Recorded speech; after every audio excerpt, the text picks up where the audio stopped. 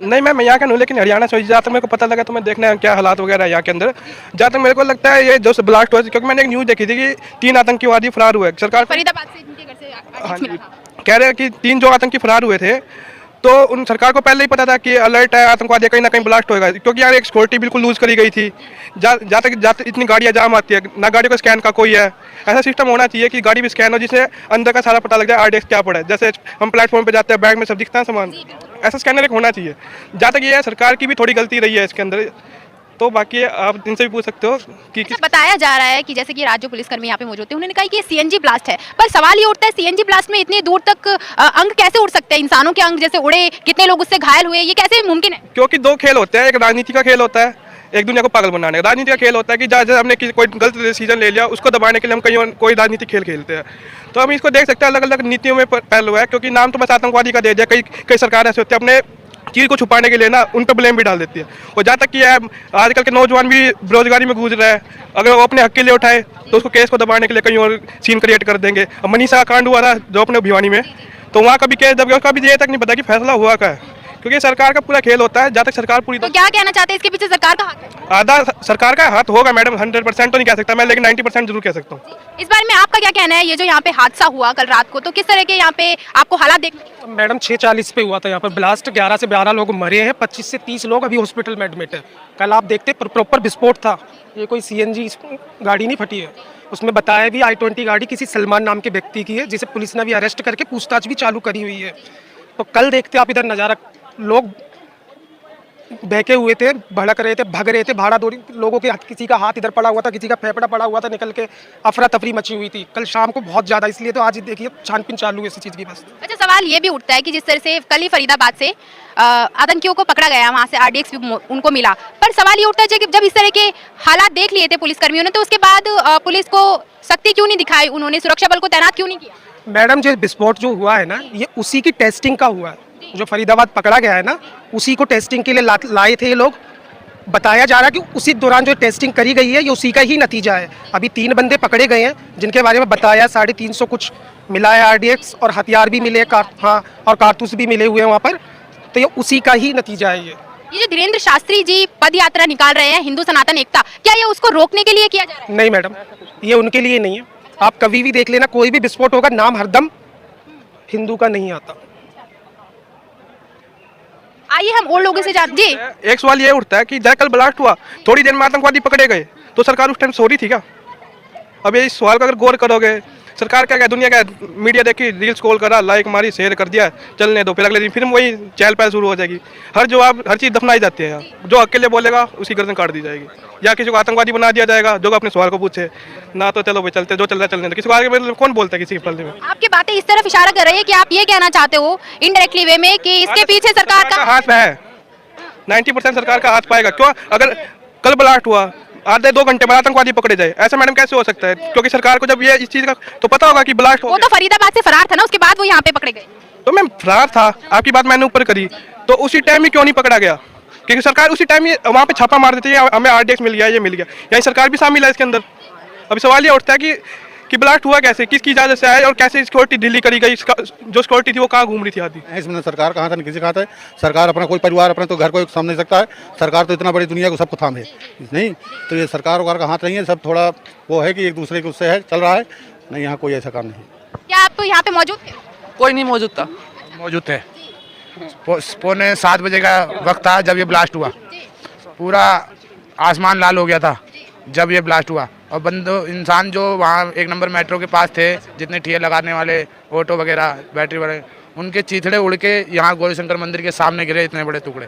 तो क्या आप यहीं पे काम करते हैं, क्या कोई दुकान लगाते हैं क्या? जल्दी वगैरह काम करते हैं हम यहाँ साइकिल मार्केट में। जब ब्लास्ट हुआ तो मैं भाग के देखने आया तो यहाँ पे आग लगी पड़ी थी। कितने दूर तक धमाका था वो? धमाका तो बहुत दूर तक था, यहाँ साइकिल मार्केट तक की धरती हिल गई थी। लगभग 500 मीटर तक उस धमाके का असर था। हाँ, बहुत तगड़ा असर था।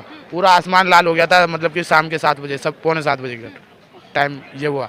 और जब फटा तो जो आसपास लोग थे उनके चीथड़े यहाँ पे आगे गिरे।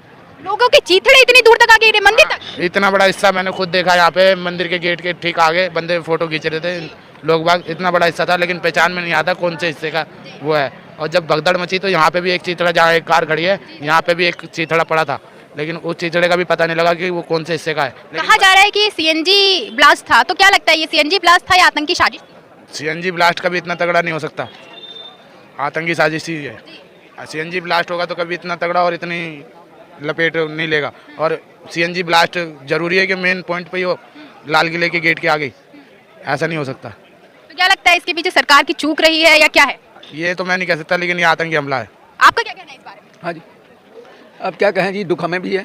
आतंक हमको तो यहाँ हमारे हिंदू से ये कोई बाहरी संजीत सजी आतंकी हमला है हमारे यहाँ। जो भी हुआ, हम भी दिल्ली में कई सालों से रह रहे हैं, लेकिन ये जो हुआ एक बहुत दुख की बात है।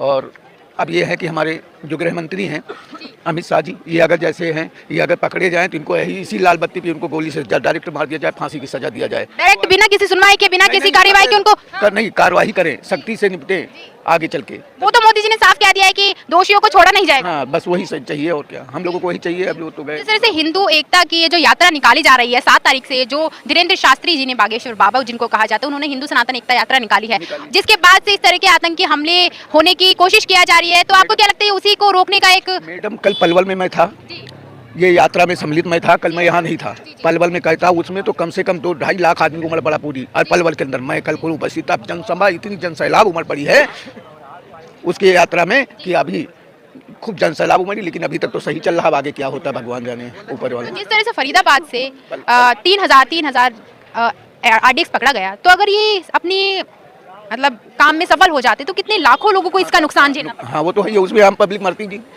उसमें आम पब्लिक मर जाती, लेकिन पकड़े गए तो उनको भी कार्रवाई करेगी सरकार, ऐसा नहीं है। सवाल ये उठता है, कुछ लोगों का ये कहना है कि ये सरकार की साजिश है, इसमें सरकार का हाथ है, क्या आपको क्या लगता है? नहीं, सरकार नहीं है, सरकार हमारे यहाँ सरकार ऐसी नहीं, हमें नहीं है, रुपए में 10 पैसे विश्वास नहीं है। हाँ जी, हमारे यहाँ सरकार ऐसे नहीं, मोदी योगी और जैसे अमित शाह ऐसे नहीं है। हमारे देश में शांति है कि अमन चैन की जिंदगी है, लेकिन अब बाहरी लोग जो है, बाहरी आतंकवादी जो है, ये हमारे देश में ऐसा कर रहे हैं। तो क्या लगता है किस तरह से इन आतंकियों को रोका जाए, किस तरह से उन पर शिकंजा कसा जाए? क्योंकि आए दिन हमले देखने को मिलता है, कुछ दिनों पहले जैसे कि पहलगांव में आतंकी हमला हुआ था, तो उसका भी जवाब दिया। अब जैसे फरीदाबाद में पकड़ा गया, उनको भी जवाब देंगे। अभी ये पकड़े जाएंगे तो इनको भी जवाब मिलेगा, तब शांति की चैन मिलेगी। और उसमें तो जनसभा जो है हम जो चल रही है, उसमें तो जनता, ये जो हिंदू सनातन एकता यात्रा, जो पद यात्रा निकाली जा रही है, उसके बाद हिंदू राष्ट्र बन जाएगा, हिंदुस्तान को हिंदू राष्ट्र घोषित कर दिया जाएगा? अब देखो मैडम, ये तो हम नहीं कह सकते हैं, बन भी सकता है। जैसे राम मंदिर नहीं बना कुछ दिनों तक, तो आज बन के तैयार हो गया, सरकार आई, सब लोग ऊपर से नीचे तक उनके हो गए। उत्तर प्रदेश में मुलायम सिंह सरकार थी तो कहाँ मंदिर बनने दिया, और जब आगे कल्याण सिंह आ गए तो मंदिर बन गया। तो वैसे यहाँ हिंदू राष्ट्र भी है, मांग हो रही है लोगों की, अपनी अपनी लोग जनता उमड़ रही है, रोडों पे आ रही है, आपार जनसमूह रोज यूपी में जाते और ज़्यादा जनसंख्या बढ़ेगी।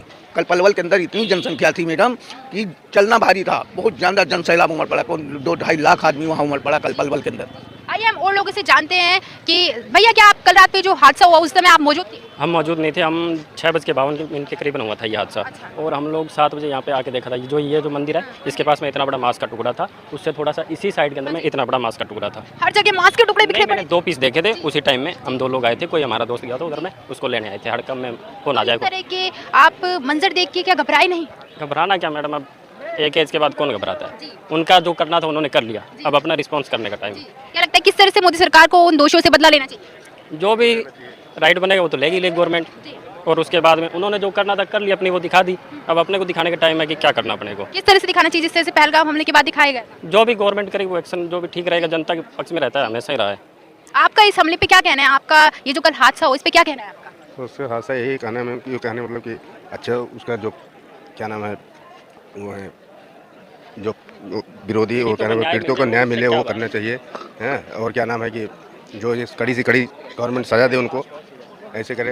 हाँ, क्या लगता है क्योंकि कल रात जब ये हादसा हुआ, वो लोग दिल्ली तक आ चुके हैं, दिल्ली तक आ चुके हैं लोग, कुछ आरडीएक्स समझ रहे हैं। कुछ लोगों का कहना है कि ये सिर्फ ट्रेलर है, अभी पिक्चर कैलकुलेट तो कर लो, 2900 किलो कैलकुलेट तो कर लो कितना होता है। मेन चक्कर हुआ कि वो दिल्ली तक आ चुके हैं, लाल किला। ये बहुत ही कल जब पकड़े गए 3000 आरडीएक्स, उसी समय पुलिस को सतर्क हो जाना चाहिए। पुलिस तो सतर्क हो तो गई, और कितना हर जगह तो पहुंच गई पुलिस रात को ही, वो गाड़ी दिखा रहे हैं, वो सब कुछ कर रहे हैं, हर जगह 5 जगह पहुंच गई ना पुलिस, तो और कितना सतर्क होगी। इंटेलिजेंस फेलियर है, पर इतना भी नहीं है। ठीक है कि हर किसी को दोषी करार कर दे दो, ठीक है, हो जाता है, किसी से भी चूक हो जाती है, घर में भी होती है, हो जाती है।